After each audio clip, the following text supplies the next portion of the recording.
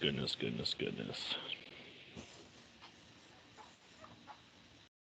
All right, welcome back to another episode of Real Talk. Jeff here. Brad, what's up, man? What is up, dude? First scheduled Wednesday pod. Feels good. Yeah, new night for us. Middle of the week, so it's kind of like just when you forgot about last week, we're here to bring it back to you. And just when you're getting ready for next week, here we are. So we're in that dead center spot, which is actually, I think when we first started doing this, it's been so long now. We've been podding for a while, but we used to do back-to-back nights. And I don't remember if it was Monday, Tuesday, or Tuesday, Wednesday. Doesn't matter tons, but I just remember there was a point in time where we were doing back-to-back nights, and it felt like, we were doing it in the middle of the week. But whatever, it's been a while, but here we are on a good old Wednesday. Pretty decent slate today. We're going to talk a couple NFL topics. We're going to hit the mailbag, power rankings, Thursday night football. Anything else you want to add in there? No, okay. Sounds good to me. Well, let's start with the first one. Matt Rhule fired out of Carolina. I think it's fair to say that we've been pretty. We talk about the Panthers fairly decently on this pod, and have over the course of the last couple of years. Is there a team that has underachieved more than the Panthers? And if not, where'd this go wrong ultimately? I mean, there was always massive pressure when the Panthers weren't that good, and then they signed a college coach to his first ever NFL job to a massive contract, so it's under the microscope in a division that had Drew Brees at the time, and then acquires Tom Brady inside division, so you really have no chance to win your own division. And then it just became so bad. His best player got hurt, Christian McCaffrey, the most important position quarterback, could never figure it out. Drafted a ton of defense because he was expected to improve the offense. And then if they allowed more than 17, they just lost over the past 2 or 3 years. So, I mean, everything that went wrong kind of did. I mean, again, if the opponents score over 17, they only won one game in his entire tenure. So you just can't have it. It's a sucky situation for Panthers fans. Because it seems like, well, are we going to trade McCaffrey now? Are we going to trade DJ Moore? We have this young defense, but in this league you got to score. So it's just a nightmare. It just seems like everything that can't. They drafted a corner in the top 10. Bone breaks in his foot. He's gone for the whole year. They just could not win anything. Yeah, and I think, you touched on it, but you didn't really go into depth on it. The quarterback play has been borderline horrendous. I forget who they were even rolling with when he first got there. Kyle something. Kyle Allen? Does that sound right? Yeah. Kyle Allen? Mm-hmm. Yeah, he was rolling with Kyle Allen for a minute there. Obviously, they trade for Darnold, and me and you, prior to last year, we thought this could be a resurgence for Darnold, and that never worked out. We thought it was a fair spot for Baker. Neither of us thought Baker would fall on his face. He's been terrible. I mean, neither of us picked them to go to the playoffs by any means, but we didn't think he'd look this bad. I mean, he's been bad. How much of that's Matt Rhule? How much of that's the roster? How much of it's just the fact that they've been so injured, as you alluded to? I don't have a ton to add as far as a potential replacement. I'm sure some random offensive coordinator from a different team will get the job at the end of the year, but ultimately, the Panthers take a step backwards. Would you agree? Yeah, if they could go any further backwards. It's doom and gloom for Panthers. I don't really see a whole lot of good things going on over there.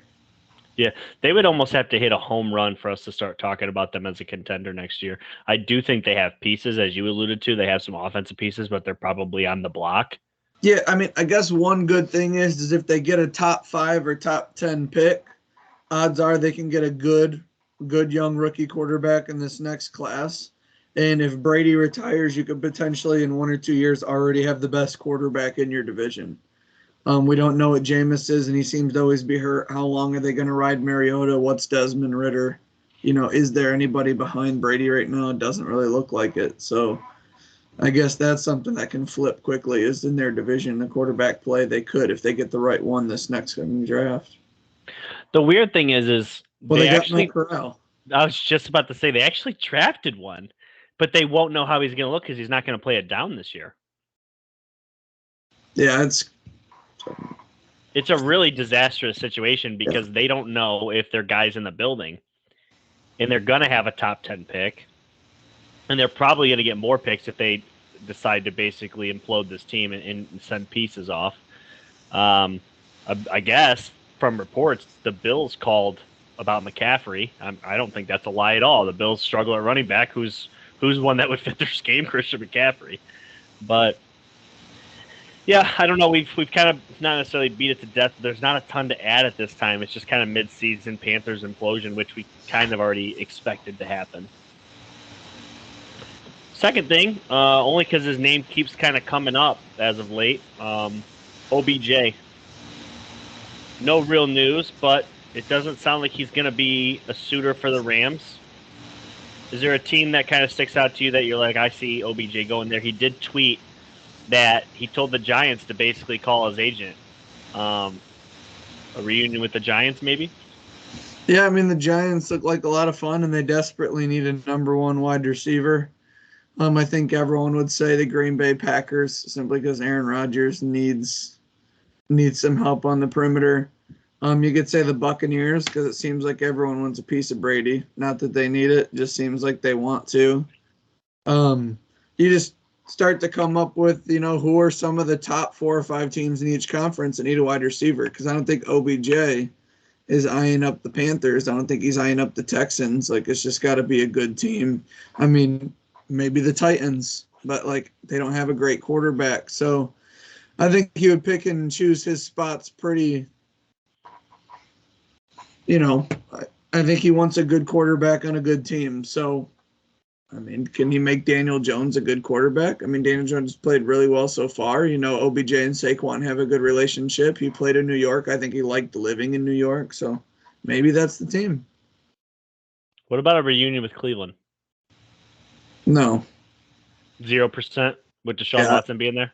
Just how it all went down with his dad making the videos. And, I don't think they liked Stefanski. And it was just well, no, Stefanski wasn't there. No, he was. I feel like those videos were directed at Baker, not the Browns or not Stefanski, not anybody else besides Baker. I think their biggest issue was Baker Mayfield, and that was Landry's biggest issue, I think, too, when he wanted out, and then all of a sudden... I don't think he likes Cleveland either.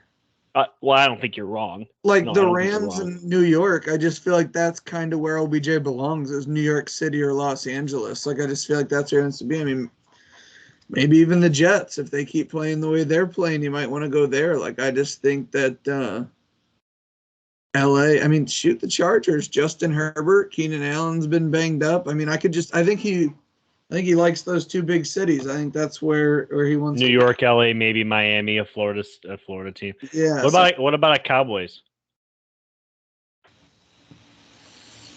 They need help. I could see him with that brand. I think he would don that star. Yeah, I thought that's why I remember I joked about it. I was like, maybe he went and visited the Giants just so he could join with the Cowboys and spite them. I don't know. The Cowboys and Browns are run first teams. I think he wants to be on a pass attack. So yeah, no, that's probably fair. And I know that the Giants are Saquon first, but they still throw the ball plenty. Yeah. Anything else before we hit the mailbag? Nope. Mailbag time. Here we go. Kyle Miller writes in, who benefits most from the bye week? The Titans, the Lions, the Raiders, and the Texans. Let me start by saying this.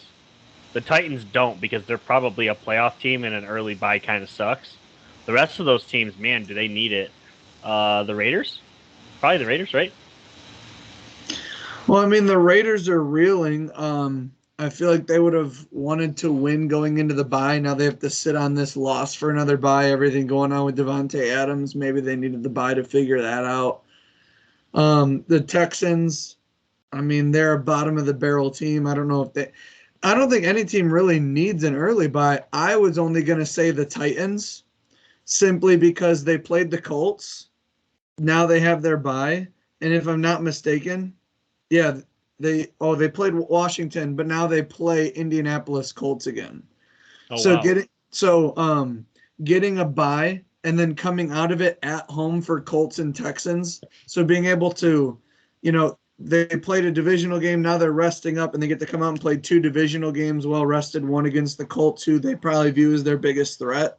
I know the Jags we thought were good, but they haven't shown anything the last 2 weeks. So I just thought the Titans, simply because with the 2 divisional games coming up, they get a chance to get right, come out and put the Colts away with 2 wins, and potentially when they beat the Texans, then we're looking at a 5-2 Tennessee Titans team that's 3-0 in division.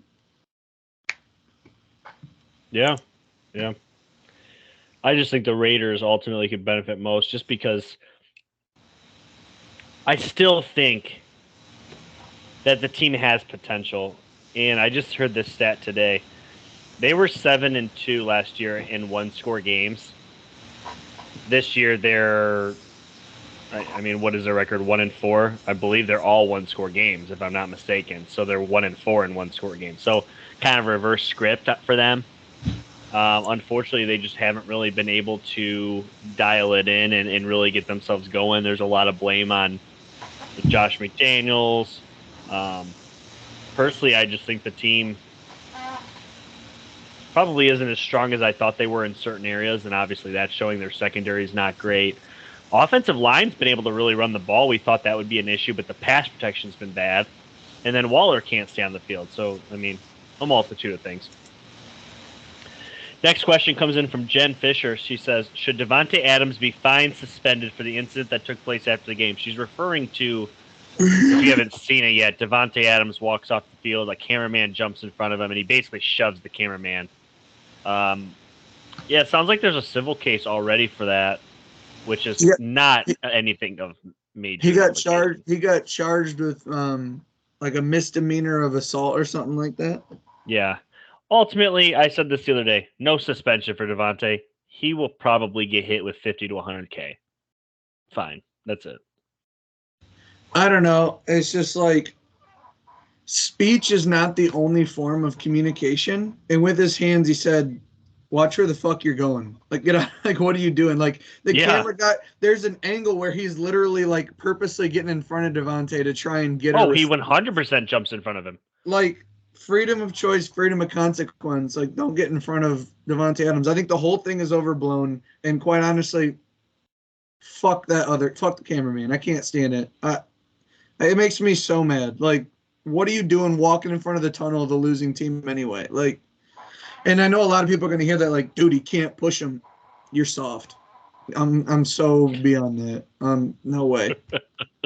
This anywhere that we're used to growing up or raised, if you're visibly frustrated and someone just walks in front of you, cut out of your way, you push them. And that guy was already looking to fall, and Devonte had to do this stupid public apology just to. Next topic. This one comes in from Jared. Honestly, AFC or NFC? With the emergence of the NFC East, I think it's closer than any of us anticipated. Also, the AFC West isn't what we thought. You probably have a different opinion here because I know you're very high on the Eagles.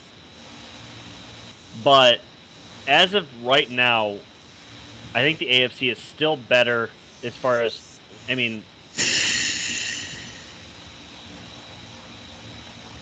okay, my power rankings are actually 6 NFC and 4 AFC. But I feel very good about the top 3 AFC versus the top 3 NFC. What's your opinions here? The 5 worst teams in the NFL, 3 of them are in the NFC. But the 5 best teams in the NFL on my list, 3 of them are in the NFC. I think the NFC is more top-heavy and bottom-heavy. Like, I think we will see a clear gap by week 9 in the NFC and AFC, or the NFC's top and bottom teams.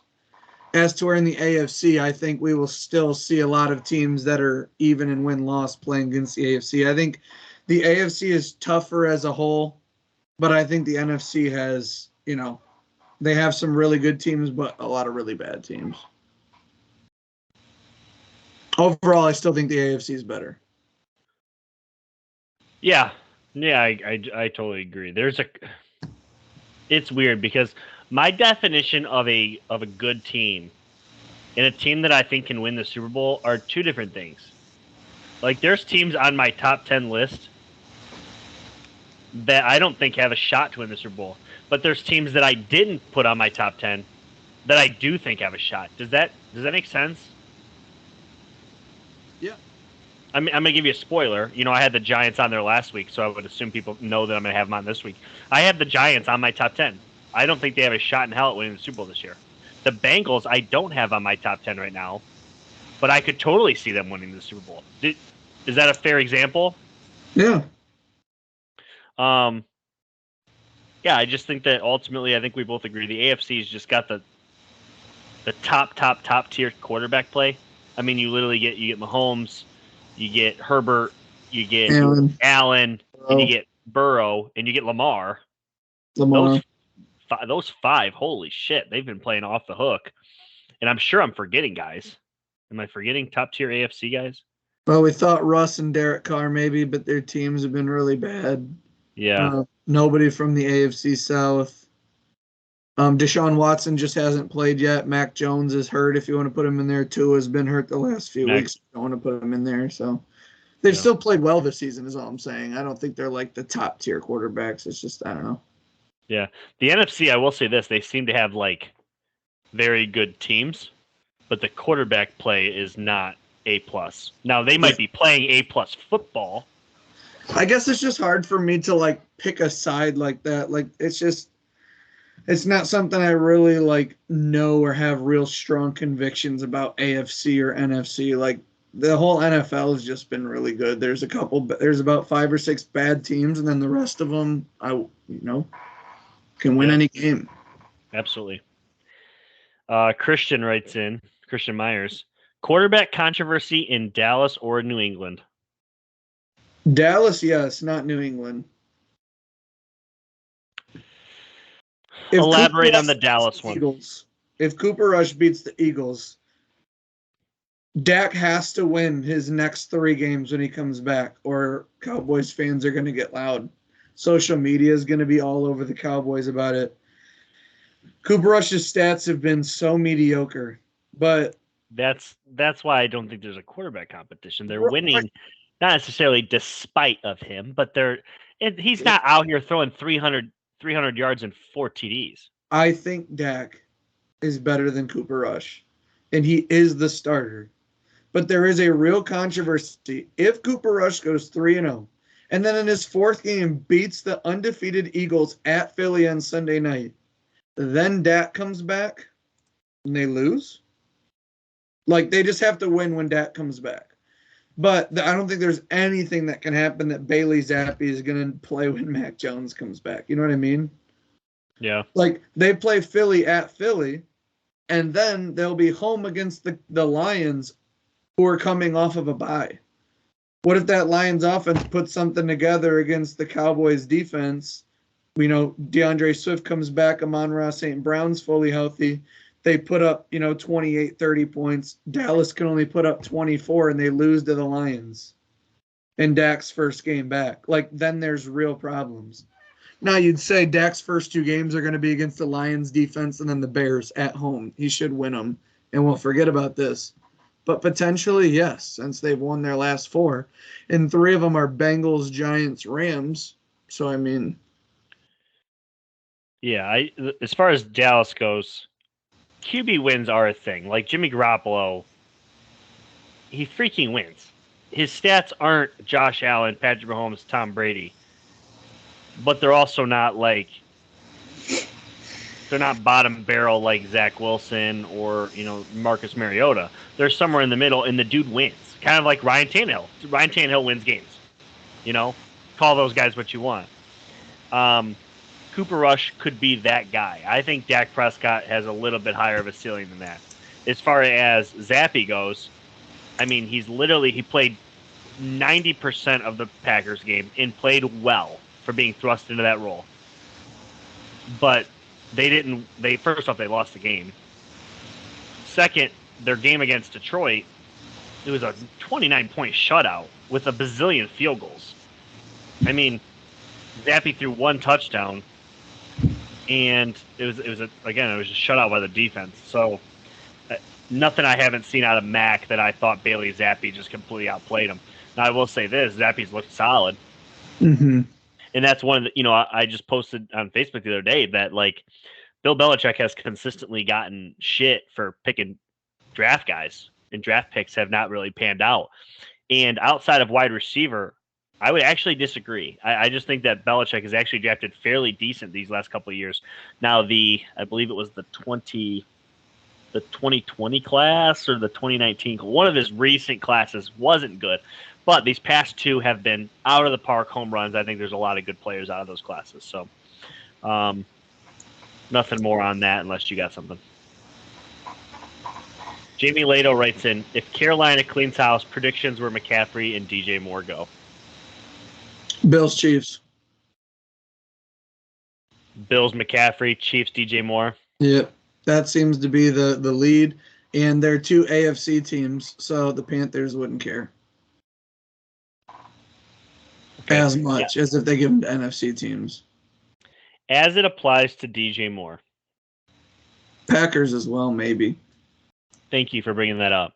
If the Green Bay Packers do not land DJ Moore and he falls himself on another team, dude, I'm sorry, but like shame on the Packers at this point. Like, what more?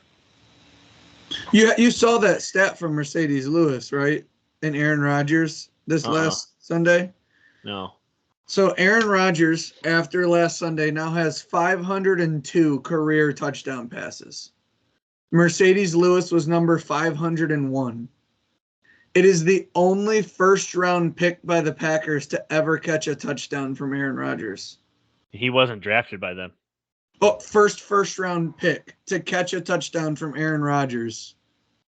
And it was number 501. And he wasn't even drafted by them. Isn't that crazy, though? Yeah. He is the only first-round pick to catch a touchdown from Aaron Rodgers. Mercedes Lewis, touchdown 501. It's like, insane. I hate Aaron Rodgers. I talk shit about Aaron Rodgers. Dude, I'm sorry, but the Packers have not done him well. Now, I know you got Greg Jennings, Donald Driver, Jordy Nelson, Devonte Adams. Like, he's had good receivers. They found him in the second and third rounds. Maybe later. I don't know where all of them were drafted. But he's had very good receivers. But at the same time, a lot of their receivers, they're like so obsessed with making those guys sit in the system for 3-4 years. Devonte Adams, people forget, he was there like 5 years before he really became like a pro. Yeah, he was behind Jordy Nelson. I think he even played with Greg Jennings. And the thing is it's like, it's not just that they didn't draft receivers or, like in the first round. It's you look at some of those players they did in those years when, like, you look at some of the wide receivers that have had success when they drafted another guy, and then you look at that guy that they drafted, and it's like, I mean, he's okay. Yeah. I would just, at this point, like, Aaron Rodgers we're winding down here. If you can't get him a receiver like DJ Moore to try and make a playoff push when you've clearly been average, you're 3-2 on the year, like, what more can the dude ask for at this point? And maybe they just want to help him. Maybe that's the case. But yeah, I don't know how that became Aaron Rodgers. But DJ Moore, prediction for me is the Packers for DJ Moore. Christian McCaffrey, Bills make a ton of sense. Dolphins. I think the Dolphins are set wide at running back, but I if guess they want to get more versatile weapons and perhaps an attempt to keep them from going to the Bills, if they believe that's where he would land, I think they would do that. What about this team doesn't have caps, or this team doesn't use the cap? What about the Rams? Cam Akers has been in the doghouse off and on. They want to be explosive. They want to be versatile. Somehow the Rams say fuck the picks and they go out and get McCaffrey. Wouldn't that be something? Yeah, I tend to look at players with that big of a name that they would trade them to the opposite conference. That's the only place that I would respect. Because if they have multiple guys that are giving up, a first rounder, or potentially, it's tough to view good players going to bad teams, but they could be traded anywhere. But, maybe there's 4, 5, 6 teams that are like, hey, we'd give a 1 for McCaffrey. and they pick the team they think's going to finish with the best draft pick. That's how the Steelers got Minkah Fitzpatrick. 4 teams offered a first-round pick, and there's actually another team that offered a better second pick than the Steelers. But the Dolphins thought that without Big Ben, the Steelers would give them a top 5 pick. Obviously, defense turned it around. They won 9 or 10 games or whatever, but, it could be one of those situations where they're like, oh, yeah, blah, blah, blah wants a good running back. Shoot, they're going to give us a good pick. Let's go. Yeah.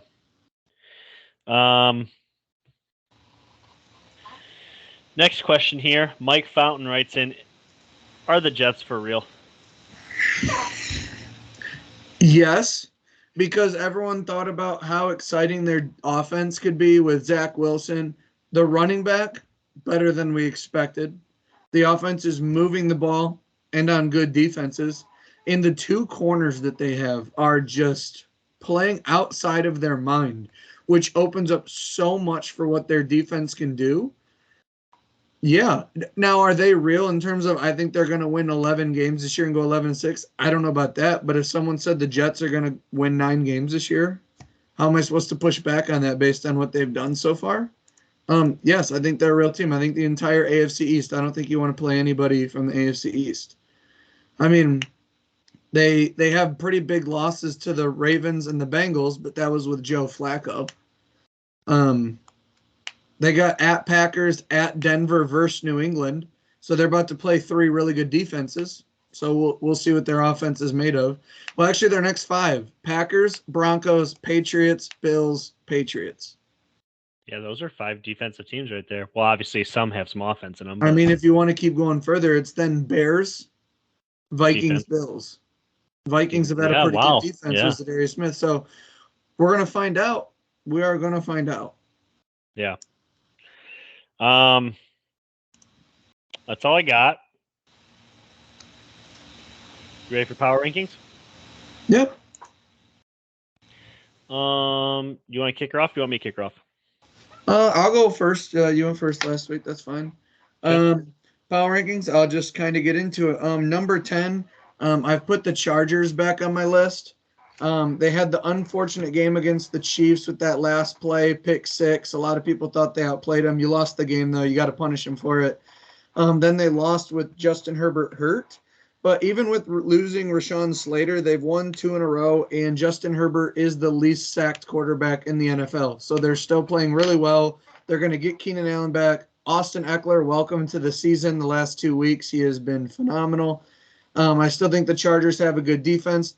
Bosa will be coming back, so it's like Keenan Allen will be coming back, so that you don't have to look at those guys as out forever. I don't think anyone wants to play the Chargers. At number 9, they have to I'm going to go with the 49ers. They've rattled off 2 in a row. I think they beat down on the Panthers, who were in a dead spot. They were ready to roll over and die. They kind of crushed them. But this defense allows the fewest yards per play. But, man, they are getting banged up. But I love the 49ers. At number 8, the New York Giants have to be on this list now. Saquon Barkley's playing unbelievable. Brian Daboll leads the pack in Coach of the Year. I don't think anybody could really argue that after 5 games. He would have to win the award. And getting that coordinator from the Ravens, this defense has played phenomenal, and I can't wait to see the Ravens D coordinator is on the Giants now. Giants host Ravens this weekend. I can't wait to get eyes on that game. I think that'll be really fun. I'm at number 7 now, right? Yep.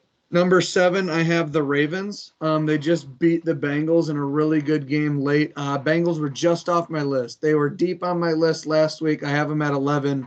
Like you said, it's a team I could see winning the Super Bowl, but they're just not on my list. They haven't done well.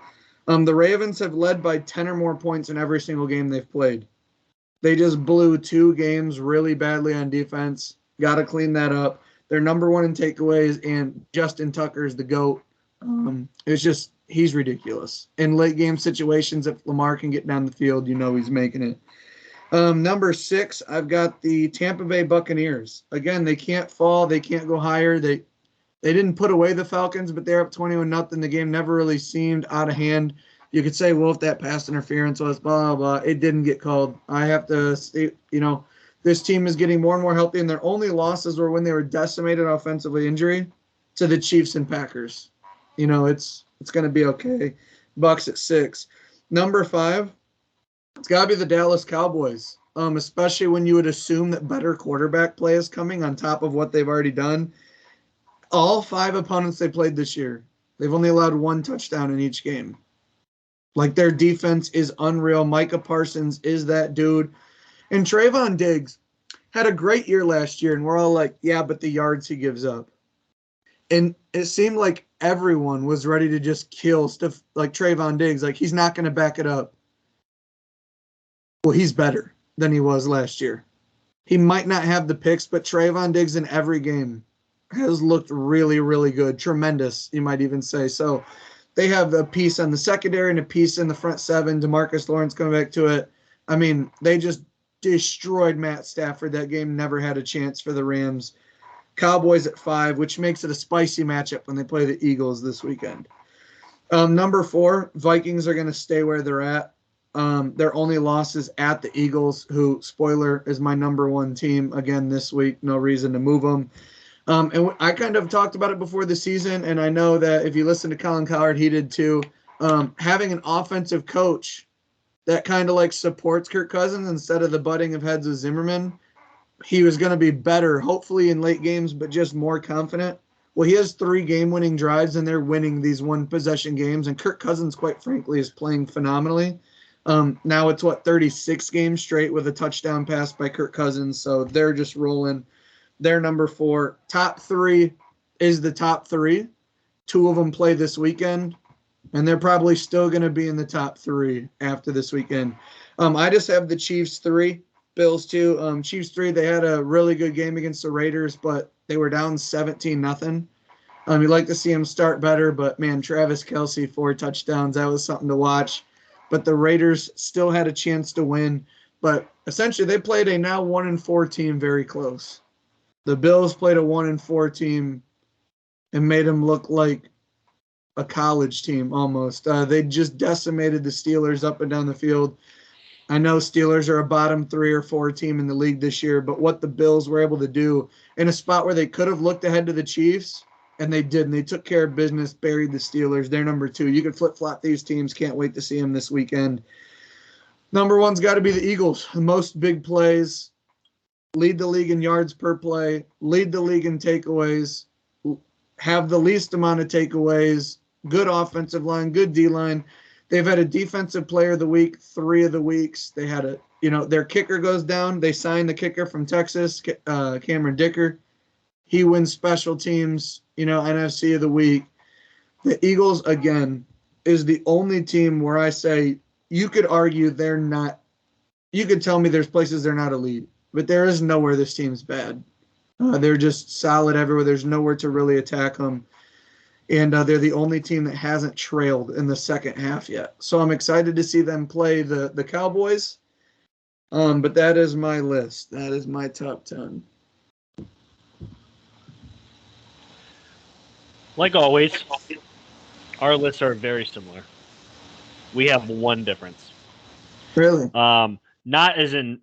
I should say this. We have 9 of the same teams. There's not just one difference. We have 9 of the same teams. There's one team that's different. You got Bengals over Chargers, I'm assuming. I don't. Oh, okay. I really like what the Titans are doing. I have them at 10. Okay. The Titans are, people kind of forget, they traded away A.J. Brown, and they got Trayvon Burks in the draft. And he hasn't even been a huge factor, and he's currently hurt. They're super beat up at wide receiver, but they're running the football effectively, and they're actually, with their best pass rusher out for the year, they're still playing great defense. They're one of the top 5 probably best coached teams in the league, and they're winning games. I realize they're not beating top-tier competition. They did get obliterated by the Bills, but at 3-2 and leading the AFC South, I have them here at 10. Last week, I had the Giants at 10. And I told you guys I left the Packers out because I was predicting the Giants to beat the Packers. They did that. I moved them up 1 spot. They probably have the case to be higher. I know you had them at 8. The Giants are playing exceptional football for all the problems that they have. Like if I could literally make an entire podcast of all the problems with the Giants, but it's almost like you don't know they exist because they're playing great football. Like, they are limited at quarterback. They don't have a wide receiver to name that's outside of Slayton because they're all trash and they're high paid or they're high drafted. They're just go ahead. I just want to say, I think that might have helped them, like getting It Kenny probably Galladay did. off the field and getting Kadarius Toney out. It was like guys that actually run routes are doing the dirty work, making the plays happen. Yeah. And it may have been a blessing. I wouldn't be surprised if they just cut Kenny Galladay before next game. I will. Not even trade him, just next, like maybe try and trade him or something, but maybe just release him because he's just not working for them. Honestly, at this point, like Allen Robinson, Kenny Galladay, straight up trade. Like, straight up. Robinson, who knows? Kenny Galladay used to play with Stafford. Apparently, Kenny Galladay is absolutely ass without Matthew Stafford throwing to him. That's what I've come to realize. Like, because Kenny Galladay was not this bad. Yeah. And he's, for some reason, this bad. So, Giants at 9. 8, I just decided to drop this team down. They have a lot of issues. They'll be around in the end. That's why I can't ever take them off the top 10. I got the Bucs at 8. Everybody likes to go to that freaking roughing the passer call. By the way, if you were watching the game, it was a makeup call. There was a horrendous pass interference call late in that game that was completely not called. And 2 plays later, they took the opportunity to throw roughing the passer. To be honest, it should have been a first down 2 plays prior. So, if you watch the game and not Twitter, you'd understand that, but Bucs at 8. 7, I got the Niners. Niners are winning football. That's all I can say. I think they have limitations, and they're always freaking injured. But when they're out there and they're playing good football, they're as good as anybody, and they obliterated the Panthers, which is what you want to do when you play a bad team. Ravens up to 6. I feel like today this could have been the Bengals at 6. But one of them had to drop big. One of them had to move up big. Ravens win a home game against what I think to be a very good football team in the Bengals. Not good enough to be on my top 10 this week, but Ravens, who I picked to win this division, they've been their own worst enemy, but when they're not their own worst enemy, they win all their games. It's just, when they're not making weird calls and blowing big leads, they win games. That's what they do.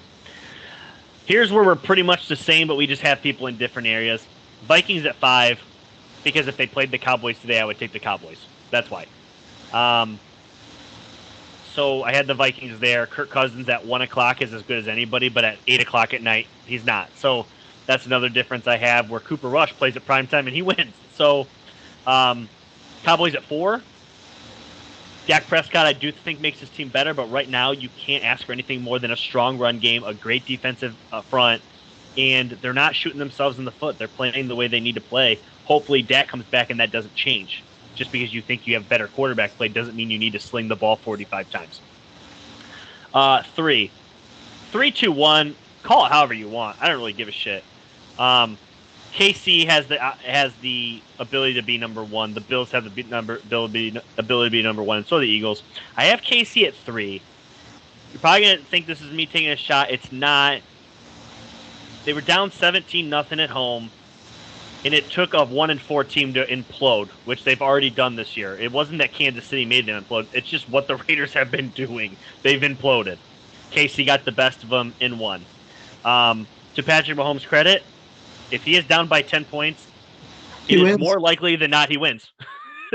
You have a better chance to lose than you do to win when you have a 10-point lead against Patrick Mahomes. That is bizarre.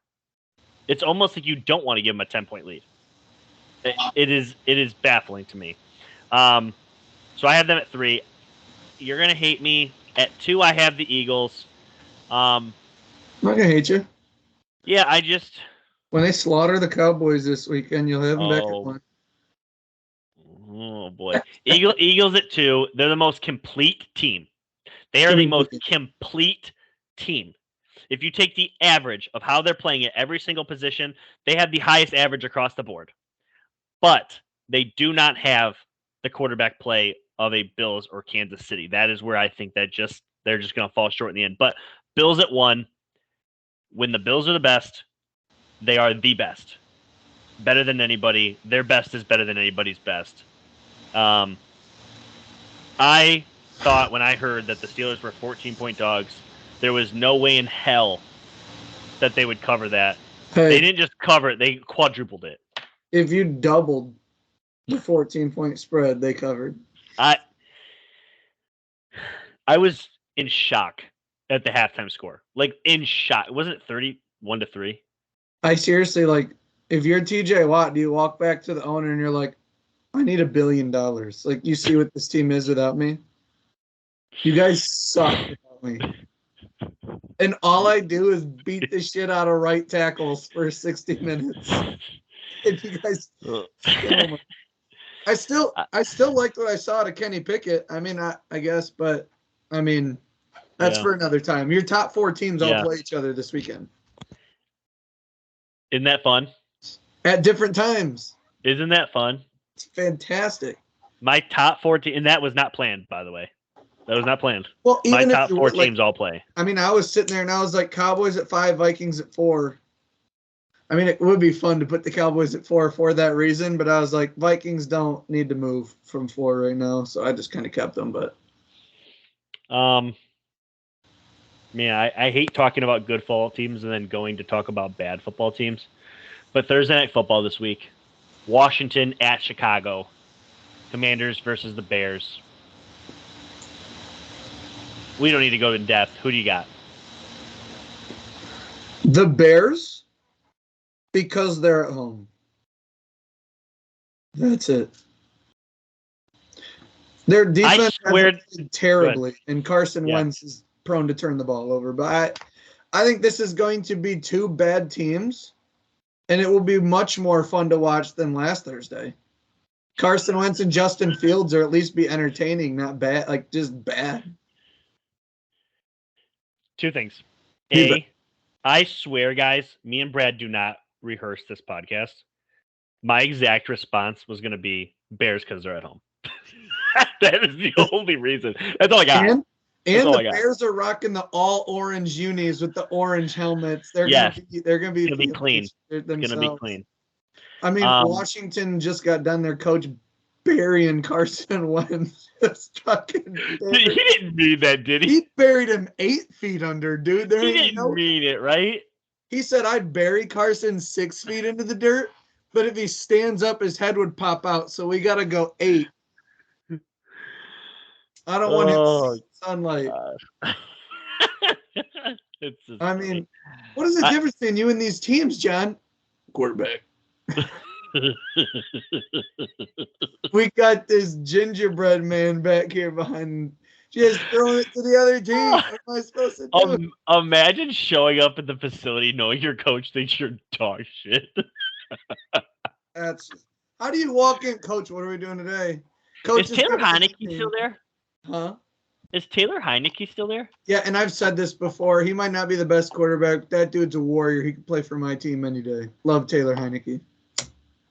Yeah, I know you're a big Taylor guy. At this point, sorry, Carson, you suck, dude. Let's get Taylor in there because the team actually responds to him. Is Carson Wentz's career over? This is the last stop. It either works or it doesn't. This is the last stop. Do you think? So Carson Wentz is not going to retire. He will find a roster. But here is my Flacco style. Well, here's my question. Carson Wentz is in what, year 9? Something.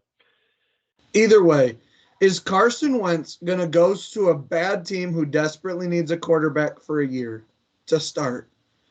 Or is Carson Wentz too big of a celebrity or too big of a name to be a backup? Could he handle that? Do you think there's a situation where Carson Wentz just goes somewhere to sit behind a quarterback in case they get hurt? Because he gets paid a lot of money, and I don't know what you do with Carson Wentz. So his stats right now: 62%, almost 1,400 yards, which is actually 5th in the league. 10 touchdowns, 6 picks. It's clearly his situational football. He can move the ball up and down the field. He can extend drives. He can help you put up points. But when there's a 3rd and 7 in the late third quarter in a 10-point game, he throws the pick. When you're on the goal line needing a touchdown to win, he finds the other team. When it's hey, we just can't turn the ball over. Our defense is playing okay. When he gets sacked, he'll fumble. It's just the most inconvenient things at the worst times. It's like in the biggest moments, he shrinks. And I don't know why that is. If he loses tomorrow,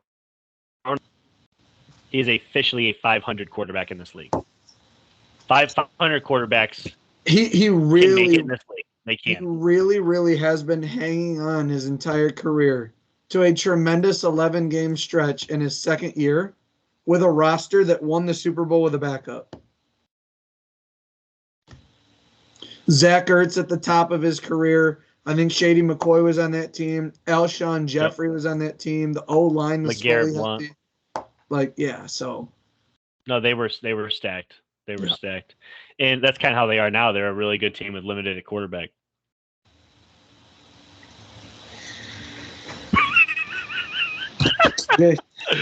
Oh gosh. That's all I got. You got anything else? Eagles covering. There's going to be a lock on Sunday. Spoiler. I'm gonna be in Cleveland Sunday. Patriots to Browns. Yes. Oh, nice. Yes, me and Jeff going. Sounds like the worst idea ever. Oh no. Going to the Browns Stadium. Yeah, the place is a shithole, to be honest. And their fans are dog shit when they win. If you're a Browns fan, you're listening to this isn't a shot at you directly, but your fans are dog shit.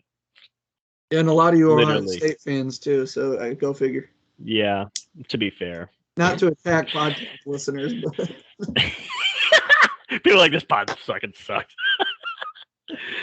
All right, you guys. Thanks for joining us on our new night. Catch us Sunday live. We're out. Real talk.